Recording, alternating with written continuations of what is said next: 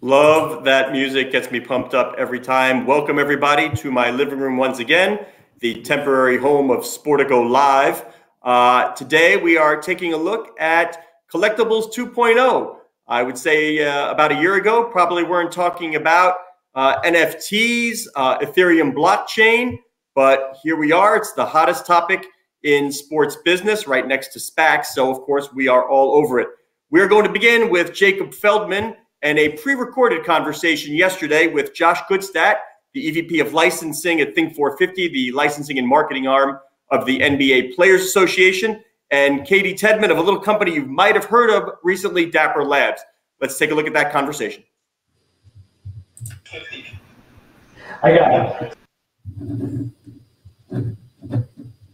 Josh, Katie, thank you so much for joining us today. This is going to be a fantastic conversation about NBA Top Shot, NFTs, collectibles. We're going to really try to touch on as much as we can here over the next 15 minutes. But Katie, I have to ask you first, what's it feel like to work for Michael Jordan? It feels great. For those that missed it, Dapper Labs, the maker of NBA Top Shot, announced yesterday when you're listening to this, a new round of funding, $2.6 billion valuation. Michael Jordan is among a long list of new investors. So we're going to talk a little bit about that, but I really want to jump all the way back to the beginning of this. And we've got the perfect duo here to talk about how Top Shot came to be, how they predicted in a way, what these last 2 months have been, and maybe what they didn't see coming too. So Josh Goodstadt with us here.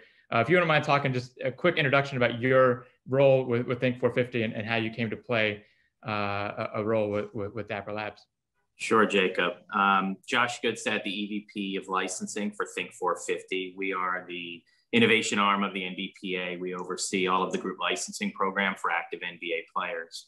My role came in as the licensor, in terms of, I think it was the spring of 2018, there was a lot, we started to get a lot of inquiries as to blockchain, digital collectibles, and there was a number of just different entities, because so much of it was still in formulation, reaching out to us, inquiring about the rights. And we had, some really interesting conversations. And admittedly, I had no real baseline in terms of knowledge, in terms of blockchains. We had to quickly bring ourselves up to speed and had a lot of conversations with the entities. We also, I kind of reached out to some people I know in the finance world and digital currency and things of that nature, and just started to get the download. And they would put me in touch with other people in the ticketing space that were thinking about blockchain. You begin to go down a vortex of conversations, and you're wondering are you ever going to come out of it? And sort of on the tail end of it is when, Katie kind of came in. It was probably late summer of 2018. And, Katie and Dapper Labs came in and started having a conversation with us about it. And they were, I think what was interesting, and it's no different than really any kind of licensing sort of evaluation, we sort of look at like, okay, what are the resources? What are the capabilities? Do they have a track record of success? How are they thinking about this from a creative standpoint? And naturally, Katie and the Dapper Labs team really checked all the boxes. I mean, again, it's very nascent, but at the time, they really checked the boxes in terms certainly of track record of success with CryptoKitties.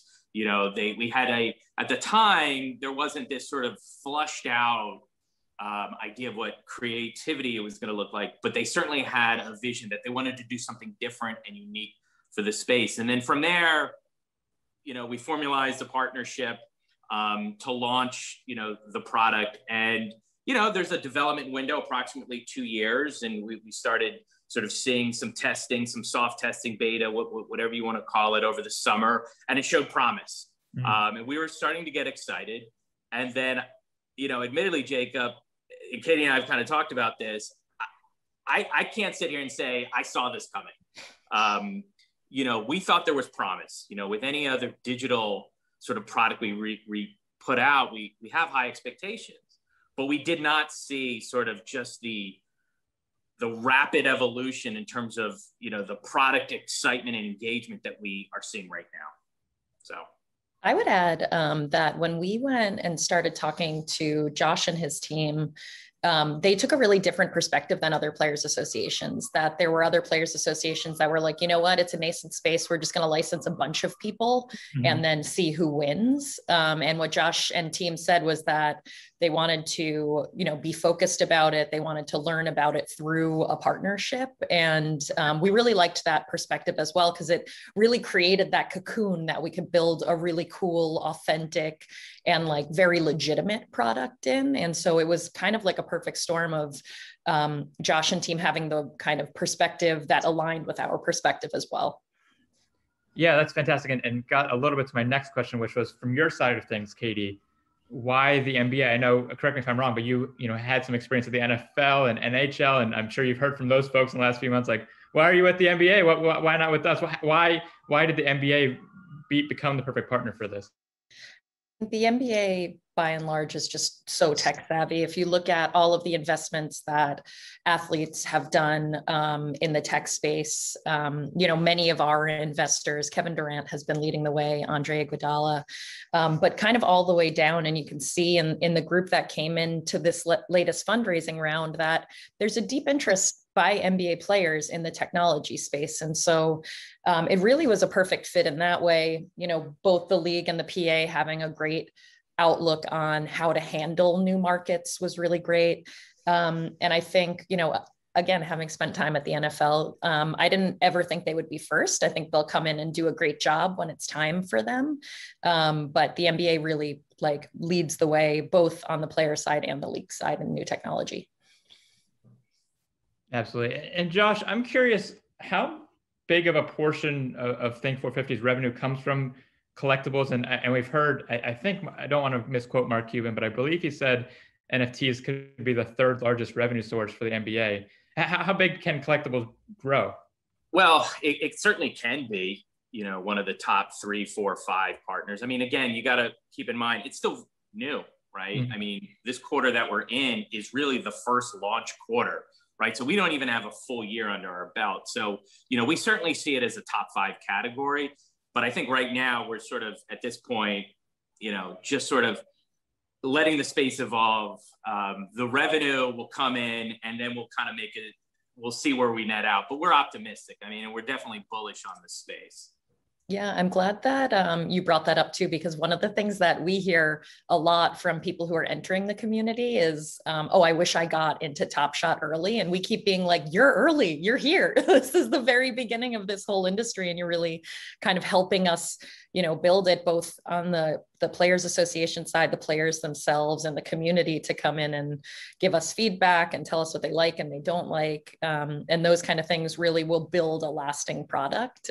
So please, anyone who thinks that they missed the wave, you didn't. You're right here. We're just starting. Actually, if I could add one thing to it, it's been, guys, I can't remember a time in licensing, and I've been doing this for 20 years, where a new category, has kind of spawned unto itself and taken off in the same manner. I mean, I think back to, maybe the only comp would be, when the iPhone came out and mobile games began to skyrocket because everyone could kind of see, with the use of the iPhone and how mobile games made sense. But I think we're really just still at a launch point in terms of what this category could be. I mean, like I said, we're bullish on it, but it's still just super early right now. Yeah, and along those lines, Dapper has been open about its interest in a potential mobile gaming feature. How much have people seen in terms of the capabilities of the Flow blockchain of Top Shot? I mean, how far along the product roadmap do you feel like you guys are at this point? I mean, we're in beta because we're in beta. I wouldn't even consider us feature complete on the web experience, where there are lots of things that we'd like to integrate that'll make the marketplace more fun, that'll create more engagement loops, that'll create, places for that community to congregate. Because where we started and, when we went in to talk to Josh and team about this, it was, we want to build something that's great for fans and we want to build a great product that people are going to love. And there has to be a community around that. And so there's lots of pieces to even the web experience that still need to be done. But I think the NFT industry in general is just scratching the surface. Like the whole benefit of blockchain collectibles, there's this whole piece where you own them and you can buy them and sell them. But there's also this composability and extensibility where they're really building blocks to things in the future. And I think it's going to continue to take time the same way, this feels like an overnight success, but we've been doing this for 3.5 years.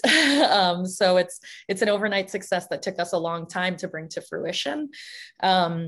And I think that proving that path towards composability and extensibility will take time as well. And, when we're ready to launch that mobile game, that will show a different path forward. And, others, at the same time are going to show different paths forward, but there's kind of a whole ecosystem that can arise around the NFTs. And we're really today only just at the NFT phase, not at all of the other stuff phase.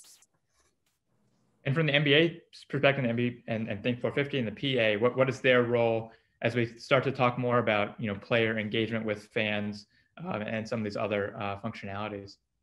Yeah, well, I mean, listen, I think from our perspective, adding that extra sort of utility with the gaming aspect, that in itself will immediately gain, we'll start to see a newer audience even come on board. So I think there's that. I think obviously it's pretty notable that our membership, have embraced this product, right? They're tweeting about it, they're talking about it, and I think that in itself then just nicely and organically begins to sort of engage the audience in their sort of, conversations that they're having across, social communities and things of that nature. So. Yeah, I don't think there's any doubt that players have had a huge impact on this product. Their individual participation, their investment in Dapper Labs, PA's participation, they've made up a really kind of big and strong point of authenticity for it. And my understanding is, that's only going to continue, and you guys have some ideas about how to really involve players further with digital signatures or specific moments that only go to players, and that's still evolving, but to come, right, Katie? Yeah, there have been a lot of ideas thrown around. So I think when we get down to it, it'll be what adds value for players, what adds value for the community. And I think, where we're at right now is that almost all of the engagement we've had has been organic, where players have kind of slid into our DMs, which got really exciting. I always tell a story. The first one who was like, can you verify me? We were like, we don't even have verification doesn't even exist. I guess we have to build that piece. But there are all sorts of ways that we can get more deeply involved with players, including having them, storytelling along the way, creating larger narratives. And the PA has been super helpful with helping to connect the dots in that regard. Yeah, just to add to that, I mean, guys, we're getting inquiries as well. How can we get more involved? What can we do? We'd love to engage in this. When is my moment? All of those things. And so naturally, this is really beyond just taking the fans by storm. I mean, it's taken our membership by storm too. And they're excited to get more involved in this. Yeah, I think as you guys are hitting on, I mean, the speed of this is just unparalleled, unprecedented. The way Dapper's been able to build new features in what feels like days to us. I don't know if that what it feels like on the inside. But for what does that mean for Think 450's role as these things do roll out? I mean, this is an extremely active partnership, it seems like. Yeah, I mean, our role, obviously, going to the core, as a licensor, we have to ensure the proper use of our, group licensing rights. So naturally, it's the approval process on product, on marketing. I think we want to sort of be smart also in terms of how we sort of view the category. I mean, we hear a lot about market saturation, right? Mm-hmm. Katie and I have certainly spent time talking about it, and we want to be, pretty, sophisticated in terms of, how we work with Dapper, but also to the extent we have other sort of inquiries coming in and evaluating new opportunities with NFTs and things of that nature. So I think it's a little bit of a dual role in terms of ensuring it no different than a licensor, but also making sure that we just don't sort of unnecessarily blow up the category and sort of let it organically grow. What does market saturation mean to you guys? When you use that word, what are you thinking about? I mean, to me, and I don't know if we're there yet. I mean, I was playing golf yesterday. My caddy doesn't think we're there.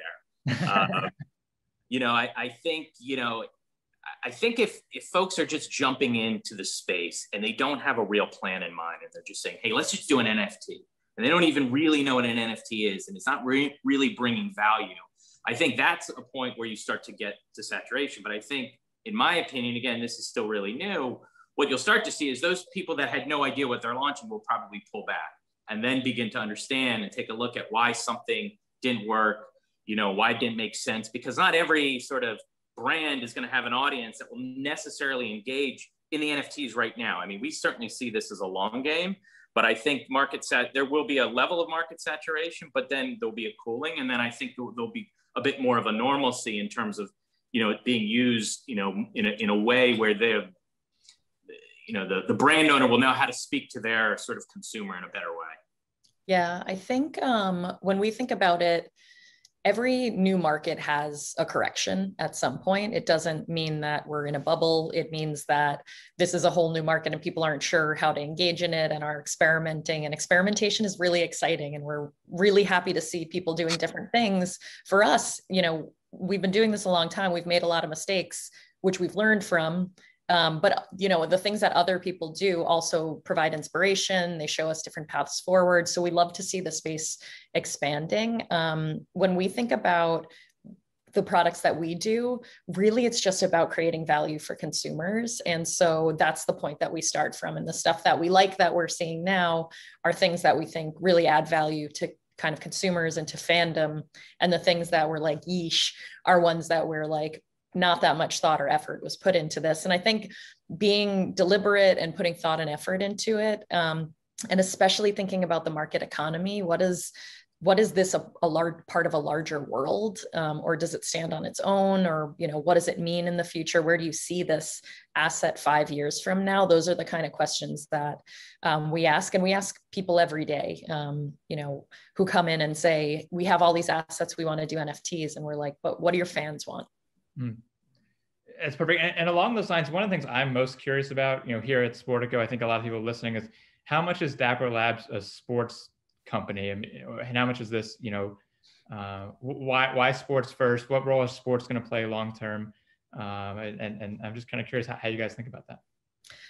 I mean, I would say if you asked anybody else in the company, we're not a sports company. I kind of feel like I spent the last 3.5 years trying to make us a sports company and finally worked. So I think, sports fans are so open to trying new things that have to do with their fan avidity. They're so excited about new stuff that can show their fandom, that can deepen their fandom, that creates value for them, whether that's like emotional value of I love this thing, or whether that's tangible value like blockchain brings. But I think when we think about what's next, sports are going to be a huge pillar for us, but there's so many different areas of entertainment that people have such a deep fan avidity. If you look at character driven things like sci-fi and all sorts of kind of worlds that you could create around those kind of environments. And, we've been talking with a couple of platforms that are building products for the fashion industry on Flow. And those are all really exciting because people live so much of their lives in a digital space now. Of course, self-expression will be part of that. So, we have a really great backbone in sports, but I think there are a lot of other areas that we can explore. Fantastic. And I'll give Josh or Katie, I guess, the final word on this in terms of spinning it forward slightly. Josh, for you, is this a 24/7, 365 thing? Is this something you think is really going to be big during the season and be quieter during the off season? How are you thinking about engaging fans through Top Shot or otherwise, 12 months a year? Yeah, I mean, I think, from what we're working on with Dapper, it's really going to depend on the product release schedule, right? So I think there is the ability to have it go year round, but I think we also want to be smart about the product release schedule so that, everyone has their moments right now and they're trading with it. And when we add gaming, they're playing with it. And then when you have, no different than the gaming space or the trading card space, you have bigger releases, that happen, as the season begins to launch and during the season. I think players themselves, our membership, will engage with it year round, whether it is, the use of training videos or what have you. I think they're going to engage with it year round, whether it's their own NFT or if it's, you know, trading, you know, with our, you know, NBA Top Shot NFT. Yeah, I think we think it's a full year round product as well. We want to lean into the inflection points of the NBA season. There are certainly tent poles that are really exciting. And to Josh's point about bigger releases, those are kind of great times for those. But one of the things we get asked most about is historic moments. And the off season is a great time to be releasing those, especially as players are moving around between teams, because we feature on-court action. Once a player moves teams, they don't have on-court action for that. And so how do you celebrate that in different ways, looking backwards? How do you celebrate way backwards? And how do you make the history of the NBA part of the present day of the NBA in kind of a day-to-day way? And I think we can help with that. Fantastic. That's as good a note to end on. Anything else you guys want to add? Otherwise, I appreciate you taking the time, and I'm sure you know, these last couple of months have been crazy, and it's not slowing down anytime soon, as far as I can tell. Thank you for having me. Yeah, thanks for having us.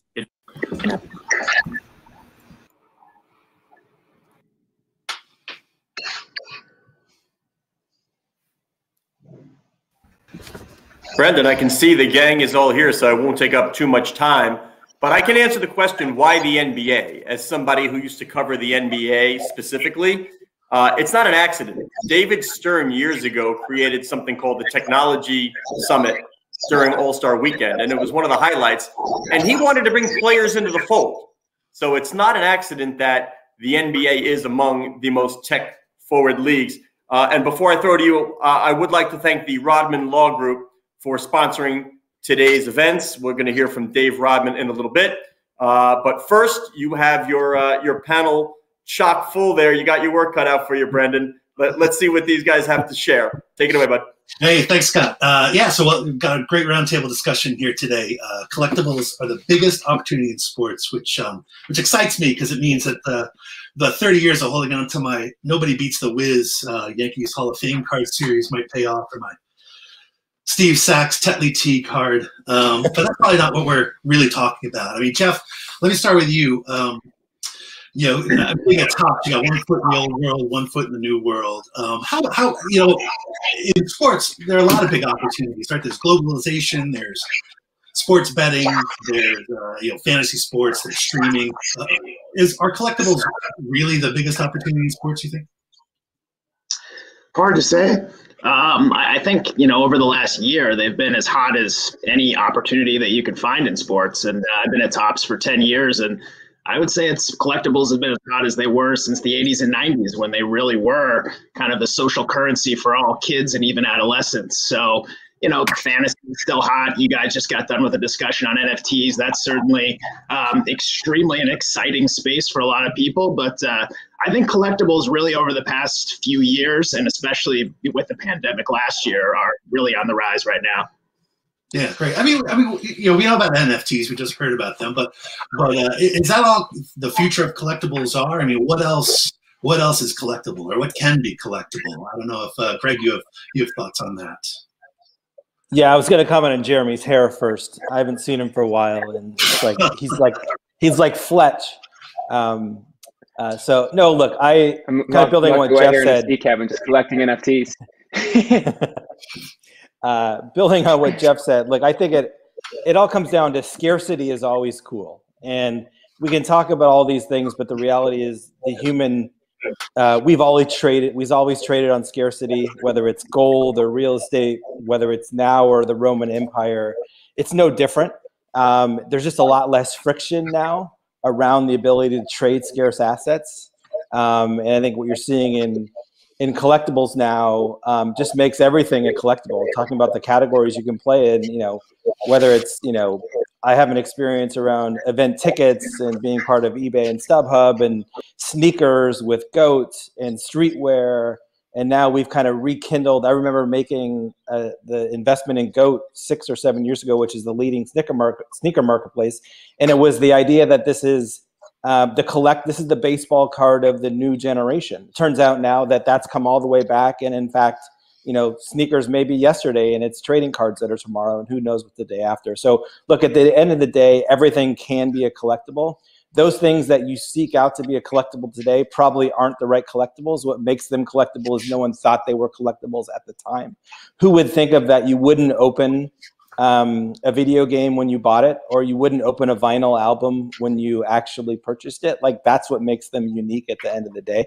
So I think we're just in the beginning of really understanding what is collectible, whether it's physical or digital in nature. Yeah, hey, Jeremy, what do you think? Thoughts on that? What is collectible? Everything is collectible these days. No, it's been fascinating to see kind of all the new things people are getting into, and it's going to be interesting to see kind of what holds value. I think that's what everyone's trying to guess right now, is what are the things you want to be collecting today? Is it the old school stuff on cardboard, the new school moments? People got a lot of different thoughts, lots of opinions. I think there's going to be a lot more coming. So it's going to be really interesting to see what people continue to collect, and as the world kind of moves forward, what plays into the future world. Oh yeah. Lloyd, what do you make of it? I mean, are collectibles the biggest opportunity in sports? I know everyone here really concentrates on something else. We got venture capitalists, we have fantasy sports, we have. Where do you see things going, Lloyd?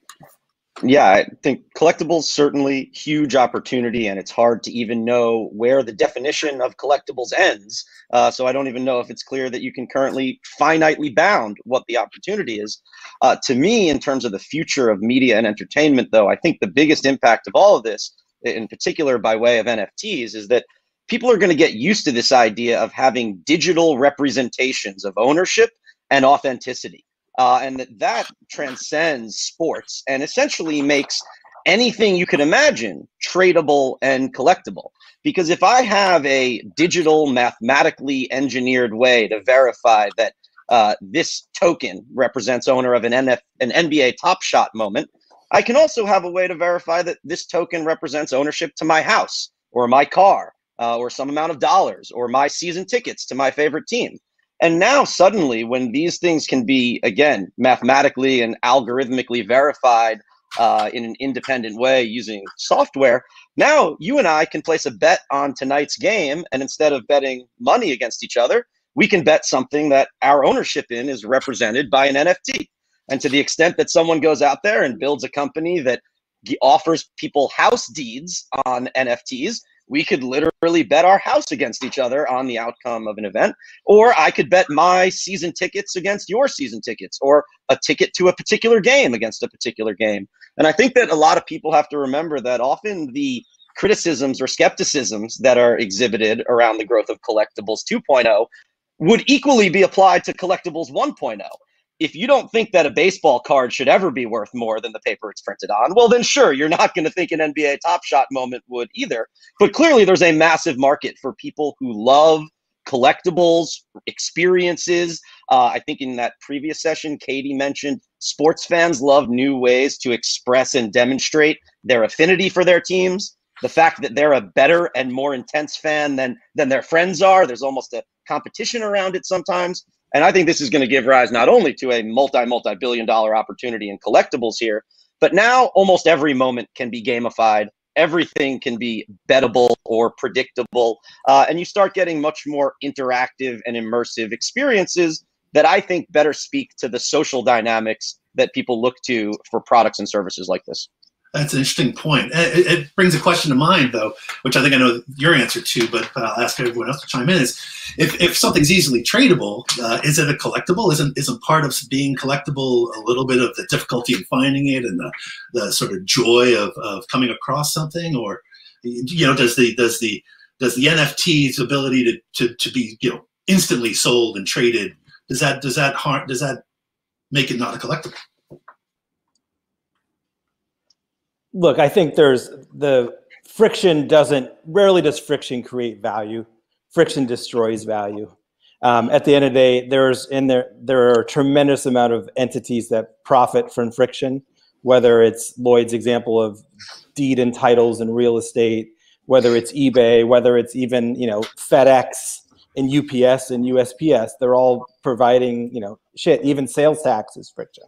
And so I don't fully agree with Lloyd that the world moves to the blockchain because I think there are just too many incumbents in ticketing and real estate and healthcare and finance that aren't giving up their proprietary control of that, but new assets and new things that are created. But at the end of the day, I think what's the benefit of all of what's happening is the friction has been removed.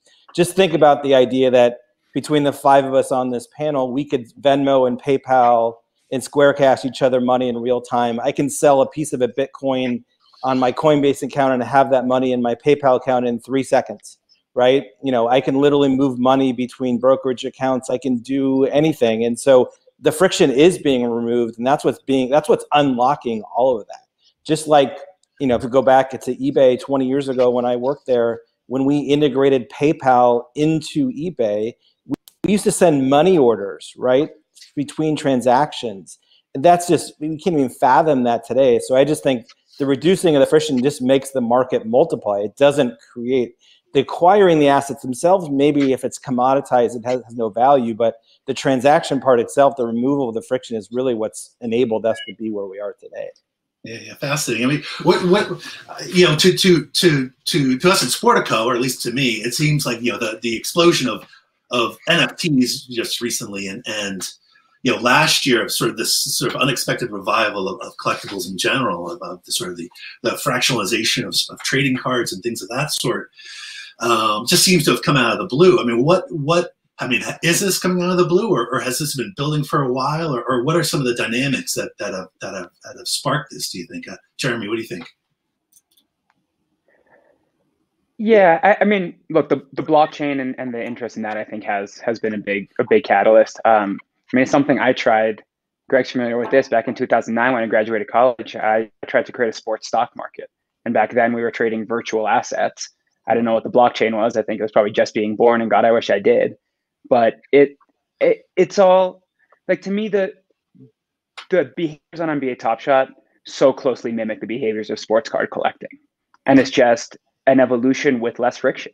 And as we see kind of over and over again, as the digital replaces the old physical and removes friction, like you look at Uber and taxi cabs as a perfect example, the digital can become bigger. And I think we're seeing that today with Top Shot already being bigger than the sports card market. I know, Jack, awesome to have you here now. He's been on Zed Racing for a while, and he and I have been chatting about it. And I'm looking at that and I'm saying, I think that could be bigger than all of physical horse racing in the future, right? And because it removes so much of the challenges, and I own horses now. It's really hard for me to own real world horses, but I own blockchain horses, and it's pretty fun. Yeah, interesting. Yeah, Jack, let's loop you in here. How big of an opportunity do you see, or what opportunities do you see in collectibles from your perspective? Well, I think it's kind of separate, which is what we're discussing, which is blockchain and just what that's going to do and change technology, and collectibles. So as it comes to collectibles, I can see why a physical sports card that's gone through history is so much more valuable than maybe a Top Shot moment. But like Jeremy was just talking about, the value in an NFT and the tech and the utility just kills all inefficiencies. You don't have PSA grading backups. You don't have a bunch of these. You don't have to go buy a physical horse, train a jockey, build a stable and do all that type of stuff. You can now just own it, at your fingertips. So as far as collectibles, I think there's a million different things. If it's truly about collecting, then that's where, the opportunity can be wherever, because people love all different types of things. But when it comes to technology and blockchain and NFTs, which is actually what I think this conversation is about, then the tech of the blockchain NFT it blows anything we have today away. Yeah, interesting point. And that does raise a question, right? Are collectibles now, do you guys see them just as an entry into gateway into getting consumers into another business, or fans to more to fantasy sports or into betting or whatever else, or is it a thing of its own? I know, Jeff. I think a really interesting question. Sorry to hop in. Are people collecting or are they investing?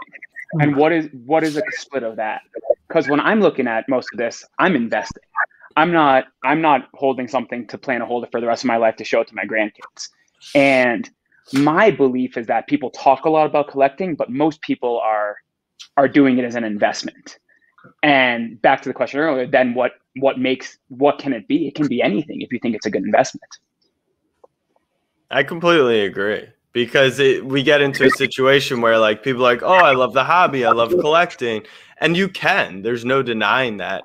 But I promise you would feel very different about your sports card if it was worthless.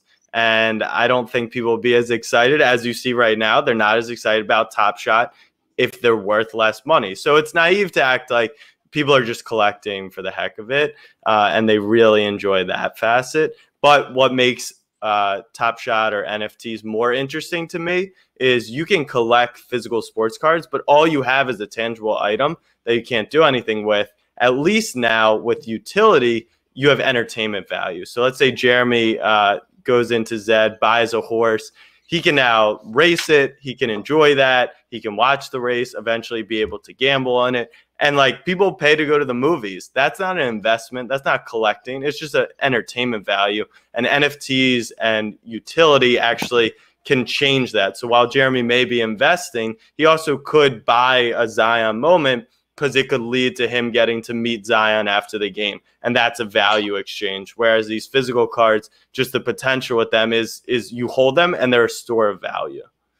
Hey, Jeff, from at Topps, what do you make of them? Is this, is the future all digital or the traditional collectibles, be it cards or game worn gear, those sorts of things? Are those ending up in the trash bin? Yeah. Well, I think there's a few things investment I just want to touch on quickly. So I think there's a lot of different ways that you can invest in collectibles. There's the short term, which is people that are looking to like flip things. People buy, whether it's a trading card, a box of cards, a case of cards, they're looking for that immediate gratification. And then there's people who are more long-term investors, right? And you can define that horizon in a lot of different ways. And what we've seen at Topps is we've seen a resurgence of people coming back into the hobby of all different ages, right? So I'm probably a little bit older than some of you guys, and I have kids. So, there's a nostalgia and a desire to maybe collect with your kids, pass it on to the next generation. And then there's some of the younger people. I think Greg talked about GOAT and sneakers. We're seeing a lot of those, consumers coming into trading cards because maybe there's a little bit more, it's a little bit more liquid than sneakers to a certain extent. But I also think that there's a lot of other things that you can collect in the trading card world. So, and then your question on digital versus physical, I think the world in general is moving very digital. But I do think there's always going to be a place for physical, tangible assets that people want to touch and hold. I think those two things can coexist together. NFTs is certainly a huge conversation. And I will say at Topps, it's something that we're happy about. It just brings more attention to the space of collectibles in a new way to collect. And we think there's a lot of different options for people to choose as far as what and how they want to collect. Yeah, I mean, how do you keep this going, right? It seems so popular right now. How do you keep this from being a fad or a bubble? And maybe you don't even agree it's a fad or a bubble. But how do you sustain the momentum that the sector has right now, do you think? I'll tell you, Brendan, I'll tell you one thing that I think will be sort of a next step, and both Jeremy and Jack, and I think almost everyone has at some point referred to the fact that some of these tokenized experiences or NFTs come with perhaps some additional utility. For example, an ability to have a meet and greet with a player or play a Madden game against a player or something like that. Something that we're about to see here in the US that has already been popularized with European soccer football teams is this idea of fan tokens. Whereas a fan of a particular game, you purchase a token that allows you to vote on different team matters. It might be something like what color warm-up jerseys they wear, or it might even be, what play they run on third down, depending on the type of team that is issuing it. And you could imagine that there's a limited number of these fan tokens that get issued, and they get bid up. And because they exist as NFTs, you can always authenticate and know you're dealing with a real or not real fan token. Certainly, you would expect there to be a secondary market, and then perhaps some of the stuff Jack and Jeremy mentioned get layered in. Not only do you have the ability to vote on certain team matters, but you can, almost in a gamified fashion, use your fan tokens to get, more loyalty, VIP type experiences. Even right now, you know, there's those Green Bay Packers shareholders that have these sort of vanity stock certificates that don't really do much, but certainly are, if you go to Green Bay, one of the most valuable pieces of paper you can find in anyone's home in the entire city. And you could certainly see an equivalent and actually far superior version of that, where people get that same feeling of sort of ownership and affinity, but actually use this technology to enjoy being a sports fan more. And I think that's the key. How does this become a sticky technology platform, whatever word you want to use? If it actually enables people to enjoy their sports fandom more and enables teams and brands to better and more efficiently monetize those fans along the way, that feels like a much more permanent, not at all temporary type of trend. Yeah, and Brendan, I think there's just kind of this BS thing that the only thing that has value is stocks, bonds, and currency. And that's a load of crap. Like, that's just what Wall Street wants us to think, because that's how our parents grew up. And I'm old, I'm the oldest guy on this call. Like, and there's more to life than stocks, bonds, and dollars, right? And the reality is there are trillions of dollars of assets, again, using them as dollars as the value equalizer, that aren't stocks, bonds, or pieces of currency.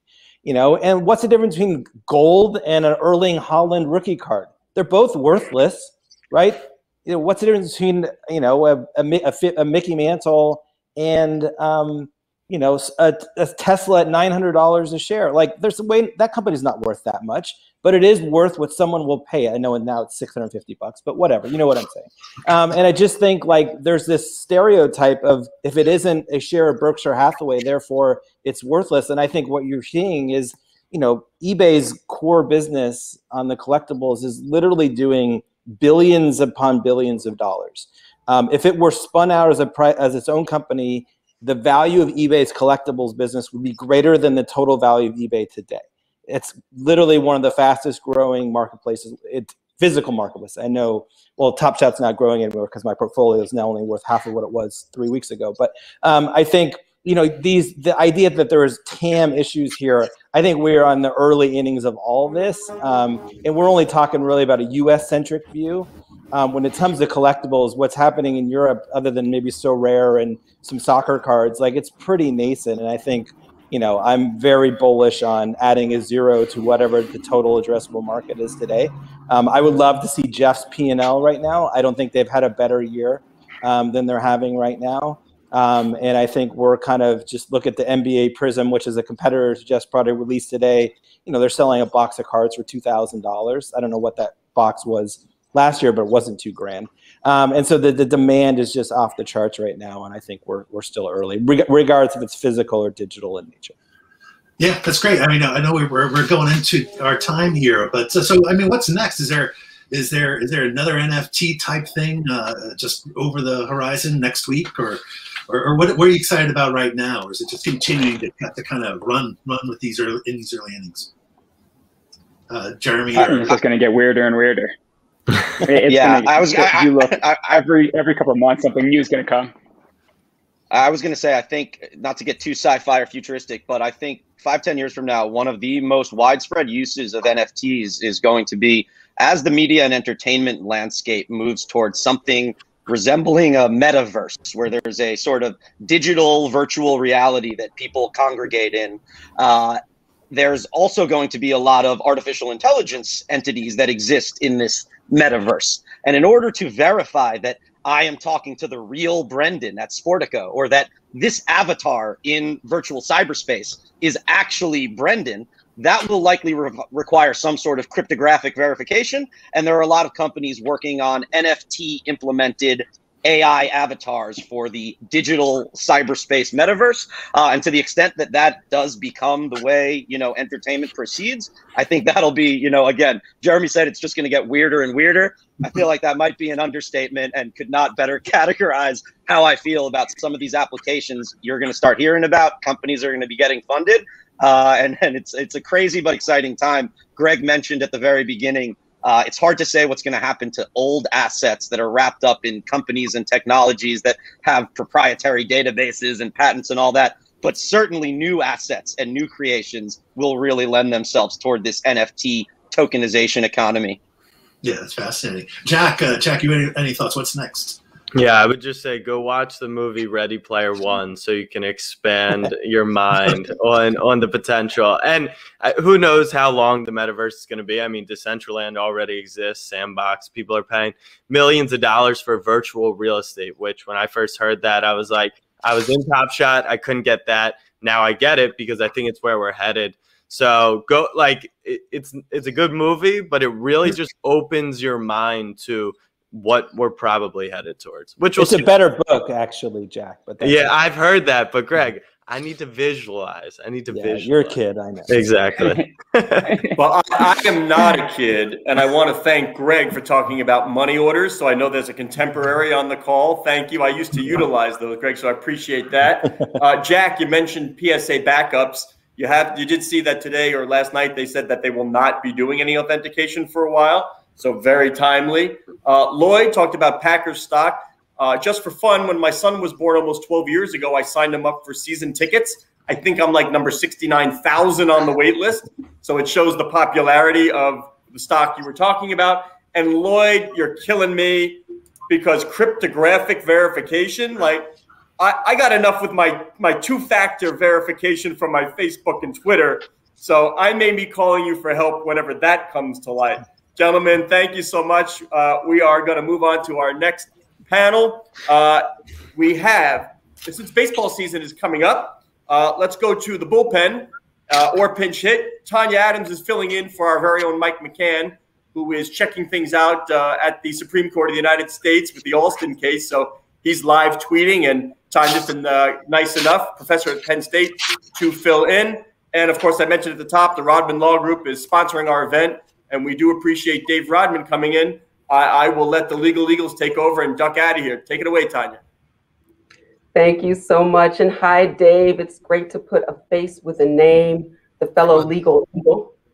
Excellent. So I know that we exchanged some emails about some of the legal implications of all of this.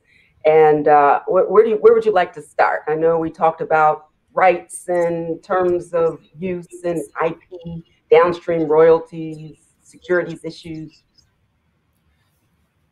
Any one of them. The NFT space is so diverse and so broad that the areas of the law that it touches are far greater than anybody I think currently conceives of. At least that's been my experience when new clients in the space have come to me to help them sort of think through the potential outcomes of their projects. So, I mean, we've touched on things at my firm from like AML KYC concerns to trademark violations and what happens if, and copyright, if something is put immutably on a chain, to sort of fraud concerns when there's a platform that doesn't actually link their underlying data securely to an NFT.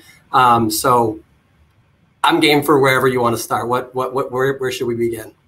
Well, let's start what you just ended on, because one of the most persistent misconceptions when people are asking me about the various intellectual property issues, or not even just IP, but more broadly, what someone owns when they purchase an NFT. So unpacking and kind of disaggregating the difference between the non-fungible token as certainly the representation of ownership, your ability to exercise control over it, to create it in the first place, but actually really just pointing to some other underlying asset. In most cases, it's going to be some type of digital property, but as we heard with the last panel, it could certainly also be access to some experience, right? Or access to something either in digital or physical, access to some type of physical property as well, particularly when we're talking about collectibles. So let's just talk about separating the NFT from the underlying property,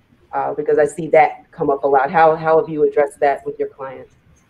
Depends on the client. So we have one client that I think is taking a novel approach and is making this less of an issue in that they are using the NFT to link to the Arweave blockchain. So all of the data is on chain. So you don't really have the same concern as you might at Nifty Gateway or OpenSea or Rarible, or even an NBA Top Shots, where at the end of the day, I mean, if you have a trademark infringing NFT at Rarible or OpenSea, they will not let you see the underlying image because they've complied with a takedown notice. And then I think that a lot of people don't understand that, both on the minting side and the purchasing side. And so I think we're going to see, considering the dollar values that are at stake here in some cases, there's going to be some serious litigation over this. As far as the specific rights that are granted vis-a-vis actual old-fashioned intellectual property rights, I see that vary from platform to platform. A lot of platforms will talk about an irrevocable license. Other platforms are allowing for straight up, complete sale. And whether or not a purchaser actually takes the steps that would need to be taken at the Copyright Office is, I don't think anybody's doing that. As I haven't seen it. Say that. Undeniable truth and reality. Absolutely. Absolutely. Yeah, that's always problematic where when I think about, a few years back, 2019, when the Supreme Court says that in order to even exercise your right to protect or to sue for infringement, the underlying asset, if it is subject to copyright, has to be registered first. So assuming you've done everything else right, if you've not also taken that additional step, again, to the extent we're talking about something that is literary or artistic work fixed in a tangible medium, as we say, right? So the right to copy and to prepare derivative works, a lot of what we're talking about with these collectibles take on additional forms, not just the original part, certainly publicly displaying or publicly performing if it's capable of being performed, all those things. You can't even protect your interests if you don't first register. And I think that is something, unfortunately, we see far too often in all of the valuable reasons and remedies that come with registration. So that's certainly a consideration, regardless of whether you're a major corporation with, an IP intensive industry. Certainly we see on the NBA Top Shot side. But if you're an individual athlete or someone else, it's the same rules. Yeah. And the other thing I think is people maybe not considering what the underlying rights would be. So musicians are good examples of this, where they have very, very specific types of rights that, quite frankly, I mean, they probably implicate sync rights and mechanical rights, NFTs. I mean, but obviously this is a matter of first impression. So I think there's going to be a sort of a reflexive land grab by the music industry to kind of assert, hey, we have control over this because it's another revenue stream, and they certainly don't want to be late to the party like they were with streaming. So I think there will be some sort of reflexive overreach, but ultimately it'll probably be mechanical rights or sync rights. But the point is, artists, whenever we talk to them, we're making sure that they check with their label first, or make sure that they have the rights to the actual ability to make this NFT, which not everybody's doing that for sure. Absolutely. The point is really well made. You made me think of something that's going on. I think it's with DC Comics, doing precisely what you're saying. It's like, hey, you independent contractors whom we, said you could do limited things with your prints, not so fast, because we didn't anticipate this type of technology. So that's certainly another thing that we need to be aware of. What new uses and novel uses of technology are now causing corporations and individuals to go back and look at those original natural language contracts, if we're comparing it like to smart contract codes, to see what the implications are and how far those rights. We are absolutely going to see a lot of litigation that comes from this. It may not go all the way to the end, but it's the start of a great conversation. Like to see that. Yeah, and to follow that up, we are telling musicians in particular, like, utilize this moment in time to your advantage. Position yourself as the gateway for your label to get into this space, and in exchange, get a better record contract and have better rights for this, at least for this specific distribution method, because that's going to be a very narrow window, I think, because people are adopting quickly. I mean, I don't know about you, but I feel like NFTs, up until NFTs, the fastest adopted part of crypto was DeFi. Over DeFi summer, it blew up. But NFTs have left it in the dust. I mean, it's ballooned all of my non-crypto clients and friends have been asking me about it. That's how I know that it's big. Yeah, well, anything that hits SNL, you know it's legit, right?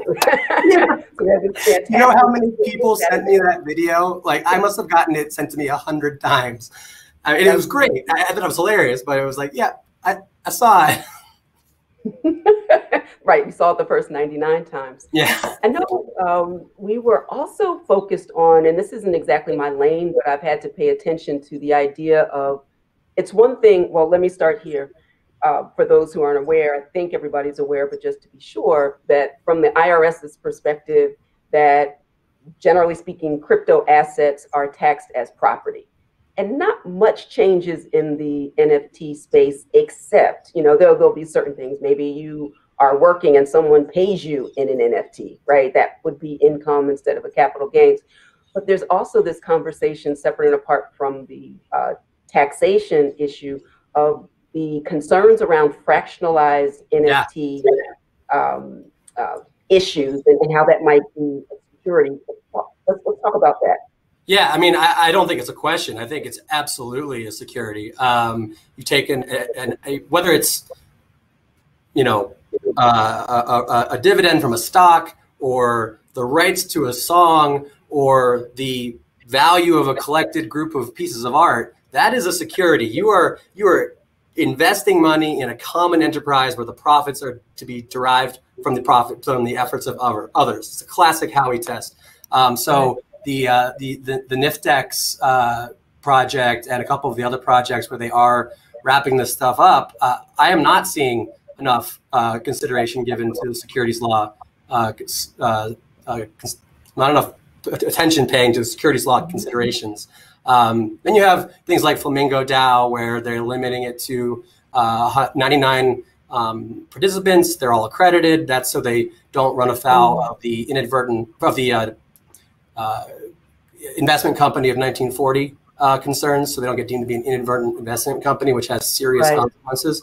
But yeah, they're one of the few groups that is taking it seriously, and I do think that the SEC is clearly onto this. FATF is onto this. They changed the definition of virtual assets so that it includes NFTs. So regulators are well aware of what's happening, and I think, you know, given the length of time it takes for these things to actually be brought, I think we're going to see a lot of pain in this market in 2, 3, 4 years from now. Right, because we oftentimes see regulators on the sidelines to find that sweet spot between making sure that investors and consumers are protected, but giving enough space for innovation. But that they come off of the sidelines immediately when there's major, you know, activity in a particular space and people getting hurt. And I can imagine when you think of like the Super Rare, Nifty Gateway, some of the others that allow for fractionalized, well, not fractionalized per se, but downstream revenue participation. You want to make sure that you stay in revenue, but don't get outside of that to speculation. It's a fine line, and looking at all these terms of service, I don't think there's enough attention paid to that particular issue. Yeah, agree 100%. I will say that you briefly touched on it. The other thing that I don't think people are thinking about is that there are only 5 states that don't have sales tax on digital assets, and most people don't live in those states. So I think that we're going to see a lot of sales tax enforcement actions. That, you know, maybe that's a little farther off unless you're on one of the major platforms, but yeah, that you have digital art that's selling for, you know, millions of dollars. We actually had a client talk to us about potentially locating in a free port to sort of to put their servers in a free port, which was an interesting idea to sort of sidestep this. And I think that something will be done along those lines, because where does the transaction happen in a digital world? You got to go to the Nexus rules, and I think the free port idea is a good one. But yeah, so I just wanted to throw that little taxation thing in there. I'm not a tax attorney, but that is something that we're taking into account. I love it. But hey, guys, I wrote a couple of things down from your discussion, and let me know where you stand. One, you mentioned the Saturday Night Live. I think everybody's seen it. It's been passed around. I thought it was great. I thought they could have improved the musical choice. had they gone with Naughty by Nature. Like, you're down with NFT, yeah, you know me. And I think that's the only way it could have been better. I love, by the way, your no sales tax. Like, that is an interesting. That's the kind of thing I wouldn't think of, and I bet 100 people on this webinar have not thought of either. That's a wonderful point.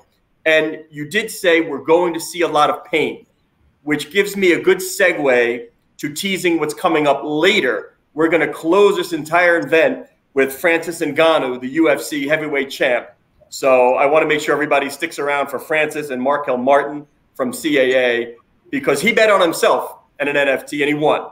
So it's going to be interesting to see where we go from there. Tonya, Dave, thank you so much for the incredibly fascinating discussion. I think I'm going to tell McCann, like, we didn't miss him. I didn't think that was possible.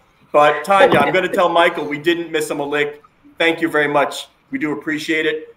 Now we're going into Eben Novy-Williams from Sportico, my colleague, bringing in Henry Lowenfeld, Chief Product Officer of One Team, which is a collection of the NFLPA, the MLBPA, and Redbird Capital, which, by the way, Eben, you like breaking news while we're on these things? Little Birdie tells me Redbird Capital has just closed its investment in Fenway Sports Group.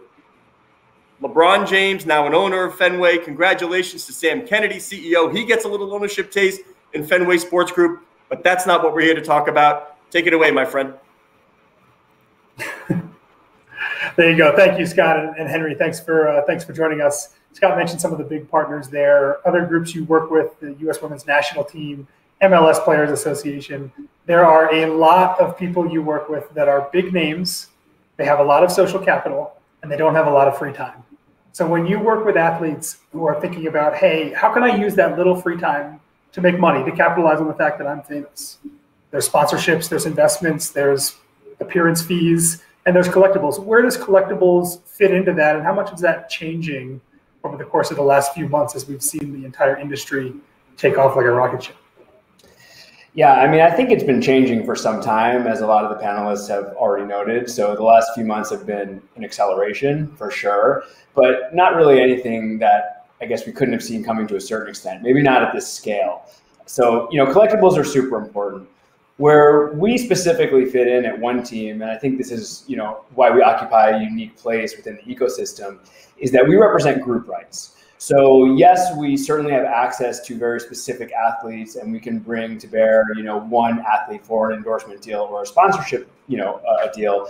But we really focus on leveraging the power, the collective power of groups of athletes. So if you think about what makes a game like Madden football special, it's not because Patrick Mahomes or Tom Brady is on the cover. That's a really cool element of it, but it's because you get to play with all 2,000 NFL players. The same can be said with a product like NBA Top Shot, or when Topps or Panini releases a set of cards. So, you know, where we fit in is really enabling athletes to do more than they could on their own at greater scale. And one of the unique nuances of group licensing that we really love and respect is that not only does this enhance what some of the smaller names within those 2,000 NFL players or 1,000 MLB players or 500 MLS players you know, can do on their own, but it enables the top dogs to do even more. So, you know, going back to that cover athlete kind of mentality, you know, yes, of course, all 2,000 NFL players and the NFLPA and the NFL, of course, are driving a lot of revenue from, you know, a video game product, but then they want to market that product leveraging the IP. And hey, by the way, our IP,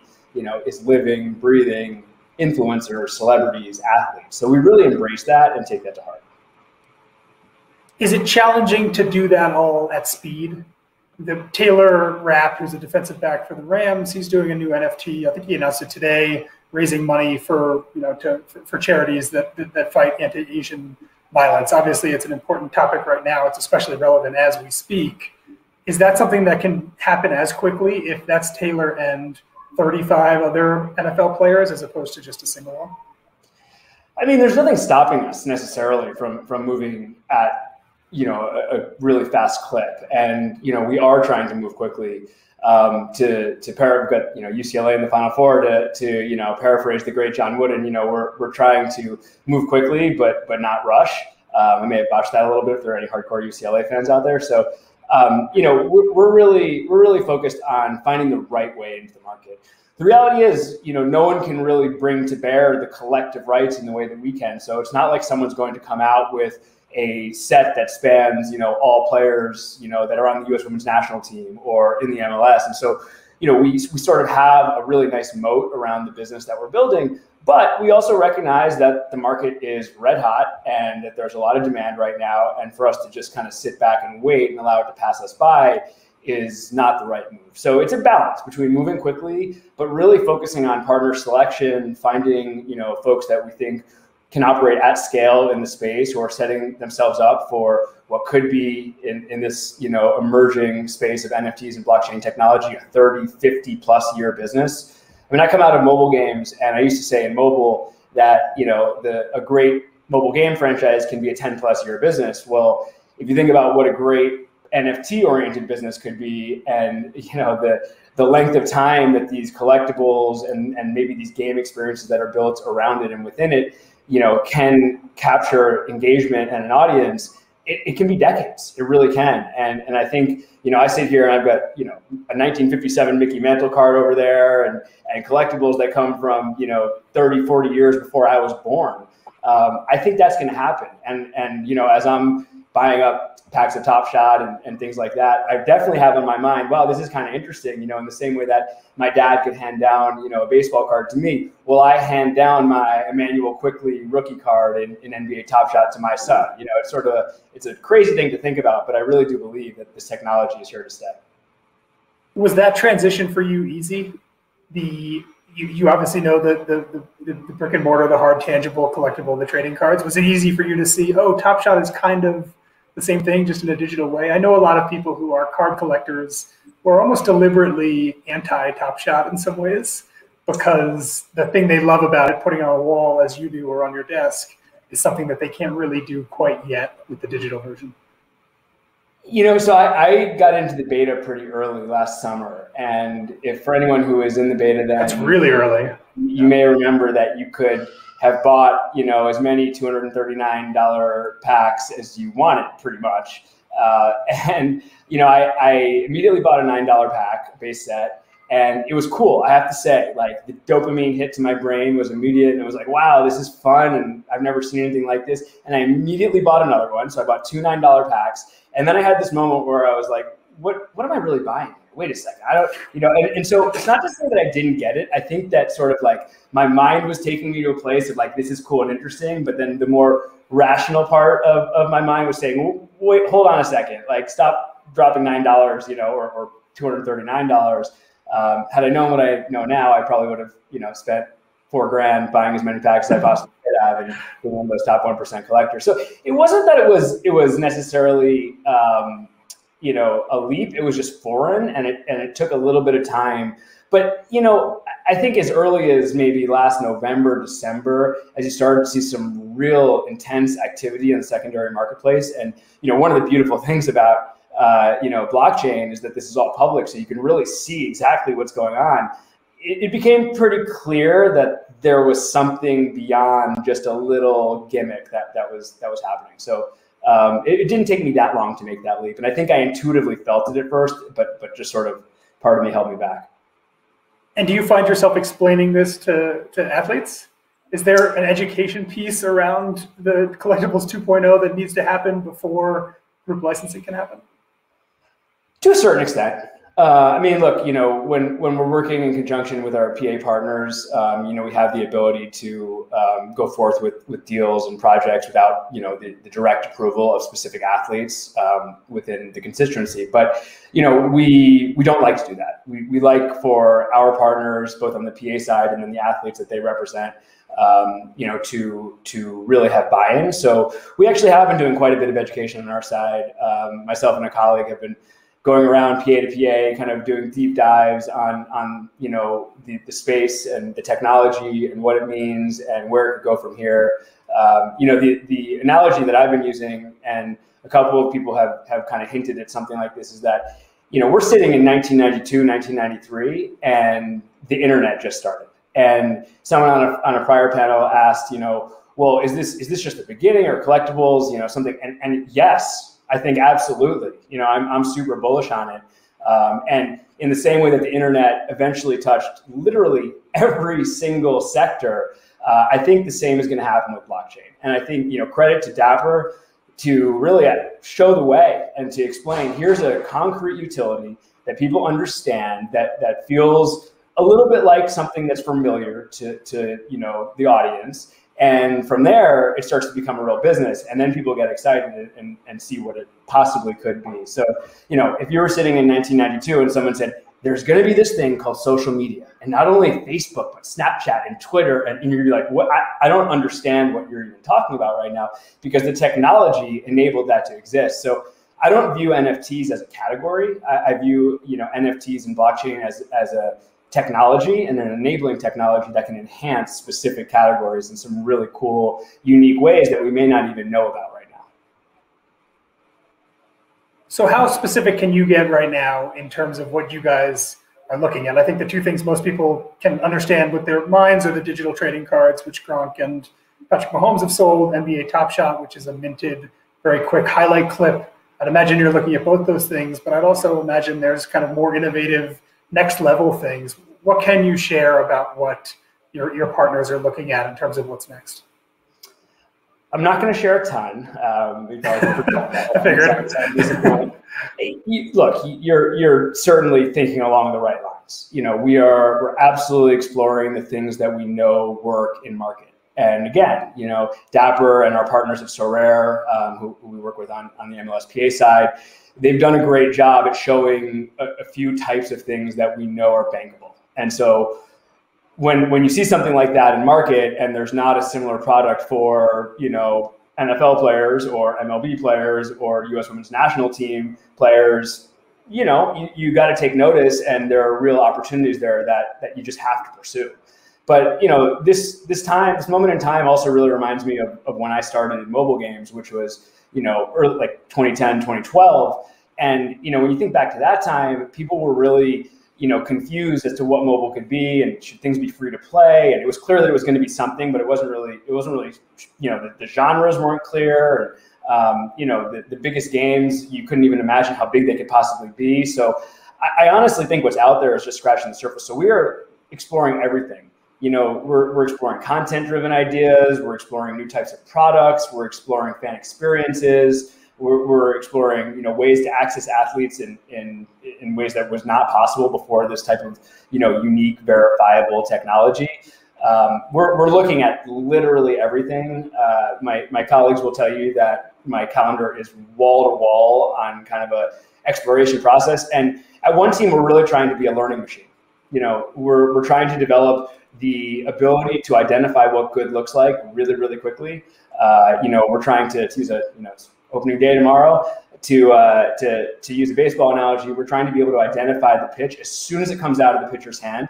And the only way you do that is by talking to literally everybody, as crazy as the idea sounds, or as right down the middle as it sounds. And so that's the process that we're undergoing. We're looking to do it quickly. We're going to make some bets and create some partnerships and move into the space and probably have some announcements coming in the relative near term. But we're certainly not looking to rush into anything before we have a good sense of how we scale our business in a variety of categories on top of the technology.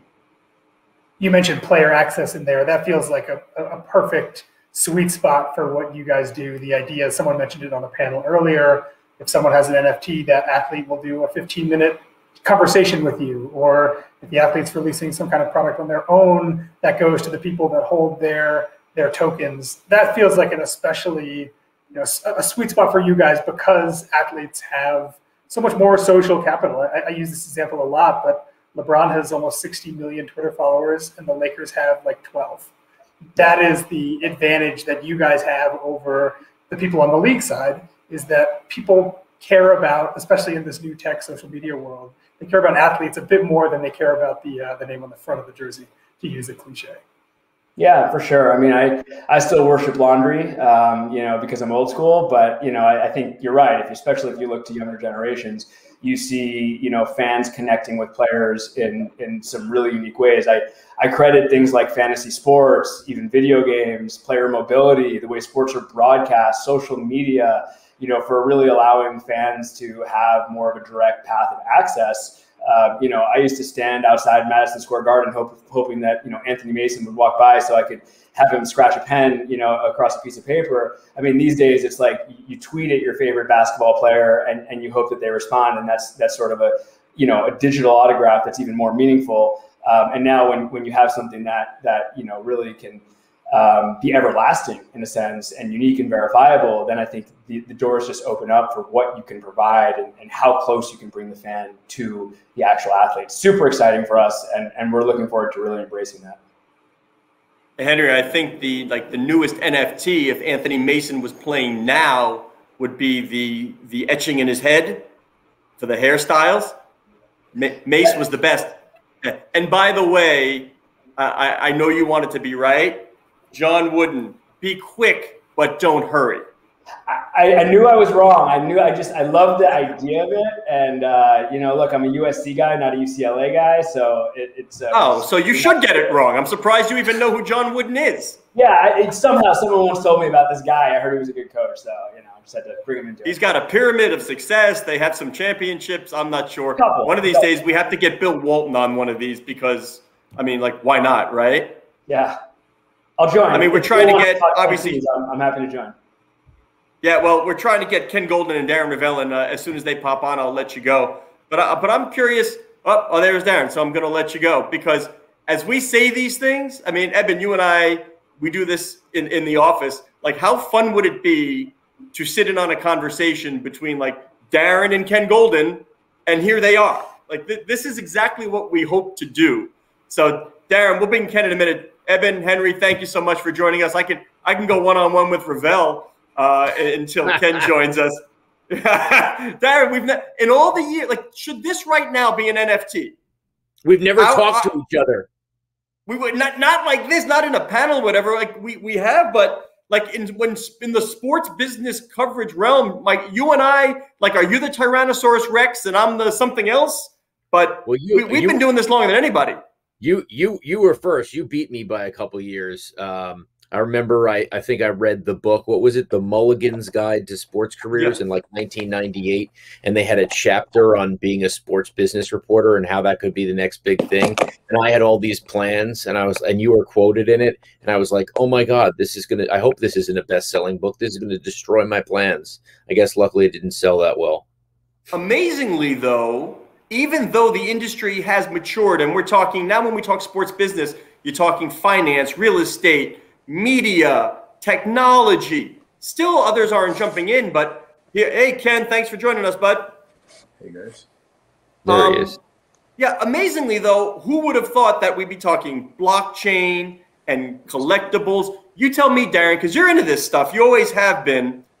What do you think people should be discussing right now? Have that discussion with Ken, and I'm going to chime in. Or I'll do it with you if it's just us. Yeah, no, I mean, I think people should be discussing everything. They shouldn't be dismissing anything. You know, you guys have had to cover NFTs. I've had to cover NFTs. I've had, as someone who has a massive physical collection, and as someone who likes to be all over the place, so I'm diversified, I had to take a serious look into NFTs. And I would say my collection overall is probably around 5% digital, up from 0% about a month and a half ago. So, you know, just in the effort to be diversified, obviously not just, you know, having a blind eye to what you collect in or to keep out technology. You know, I think for me, it's been just as reporting has been an experience as a collector as well. What was the first digital you bought and why?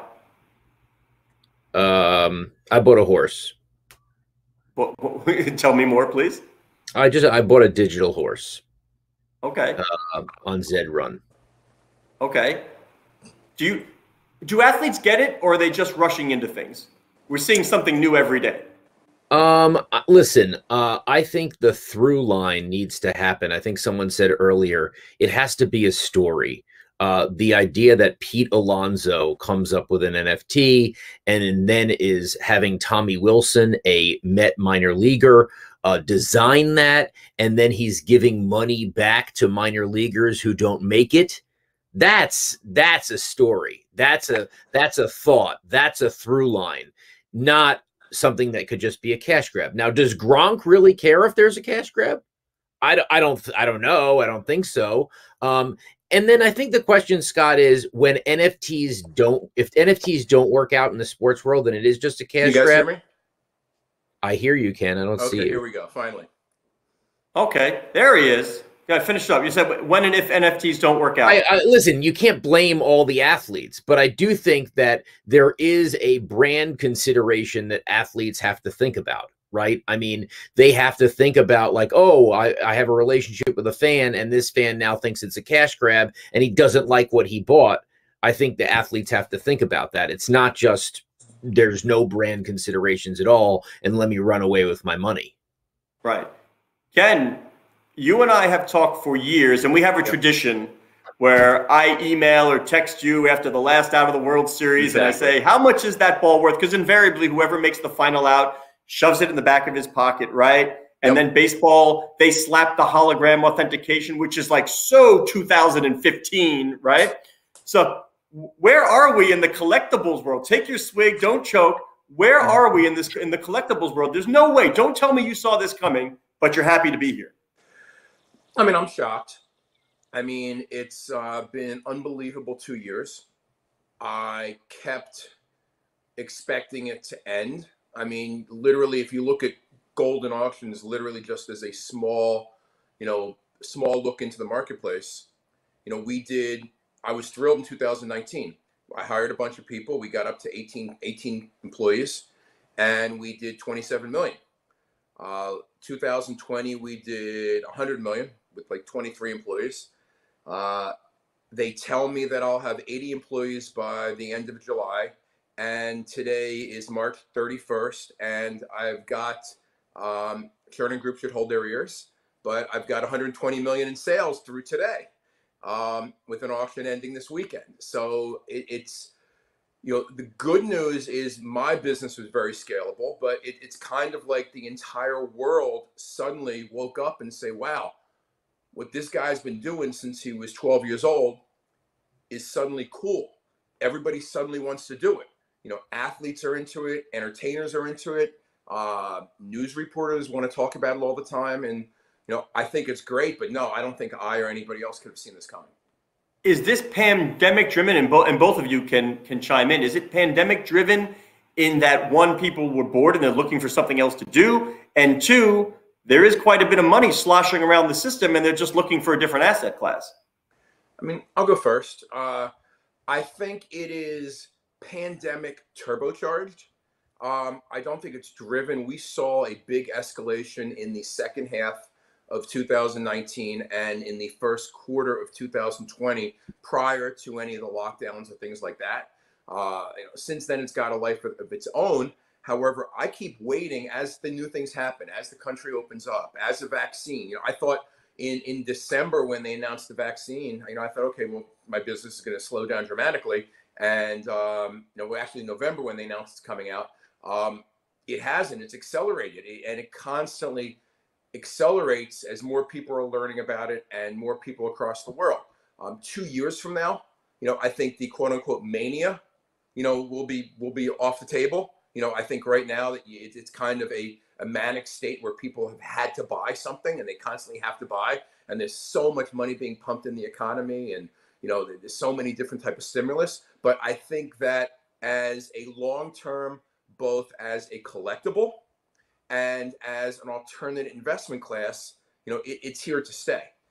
And where it will plateau and where the new floor will be and where the new level of demand will be, we'll see over the next 6 months to 24 months. But I think that, the old days, of the 90s and early 2000s and 2010s up through 2020 of evaluating things, that's completely off the table. Darren, are you constantly recalibrating because of all those things? Yeah, I mean, I actually think it's more pandemic related than Ken gives credit to, just because I think, as we've seen with sports betting, as we've seen with everything, crypto, you're now betting 24/7. You wake up, you lost $8,000. You go to sleep, whatever it is. If I were to tell you a year ago that sports betting would be the tamest thing going, you'd be like, no way. But guess what? It is. And I think that not only did you have people looking into their basements and their parents cleaning out the basements, and you also had, when every day is Groundhog Day, you search to go back to a time where you felt good. And that drives nostalgia. And then finally, whether it's bidding on eBay or bidding on at golden auctions, there is a dopamine to that is not only addictive, but in these times is necessary. So I give a lot of credit to this kind of being pandemic related, and you can just add up all those factors. I love tuning in when you're on whatever platform, Picket, opening up cards and things. Did you bring some of your stuff today? I have some of my stuff. It depends on what you want to see. Ken, you're not wearing. Pick your favorites, my man. Pick your favorites.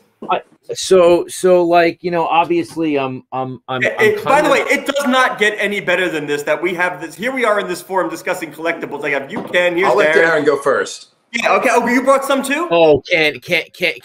All right. So Ken's stuff will be different from mine, but this is all about what you love. So I love collecting tickets. So, I have, let's see if we get this, a little lower. There you go. So this is the 8th of 8 for Michael Phelps in Beijing, signed by Phelps, 8 of 8.